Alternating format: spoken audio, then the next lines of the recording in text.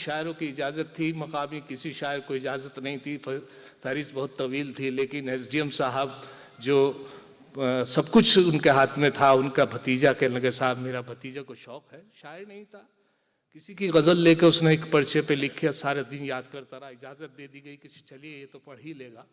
इत्तेफाक देखें साहब, जब वो घर से चला और कपड़े चेंज किए तो वो पर्चा जिसमें कुछ याद हो गई कुछ नहीं हुई, तो सोचा पर्चे का सहारा ले लिया जाएगा।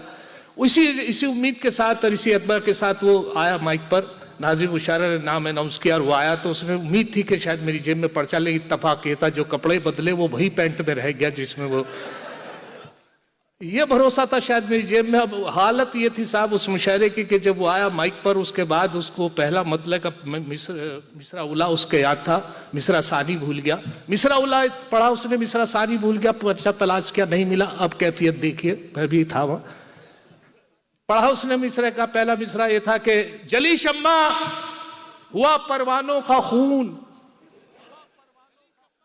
जली शम्मा हुआ परवानों का खून, जली शम्मा हुआ परवानों का खून,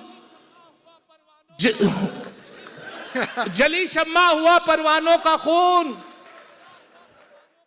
जली शम्मा हुआ परवानों का खून, इन्ना लिल्लाहि व इन्ना इलैहि राजिऊन।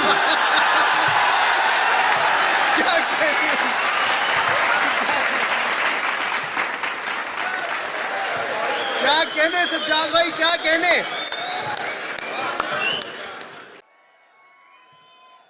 मैं हाजिर हुआ तो दिल्ली से फ्लाइट थी, वहां मुझे मालूम हुआ कि साहब मेरे एक बहुत अजीज शायर थे, बड़ा जिंदा दिल आदमी थे, दिल फेंक आदमी थे। मामला ये था उनके दर्द था, अपेंडिक्स का ऑपरेशन होना था, लेकिन साहब मैंने पूछा कि चलिए उनकी तो पंथ हॉस्पिटल दिल्ली में वो एडमिट थे, लेकिन उनका ऑपरेशन जब मैं पहुंचा नहीं हुआ था, वो बिल्कुल ऐसे जगह लेटे हुए थे बर्थ पर जहां पर उनको ले जाना था ऑपरेशन के लिए। मैं इत्तेफाक से सही वक्त पर पहुंचा, उनसे मुलाकात, तो कैफियत ये थी आए आए, हाँ जिंदा दिल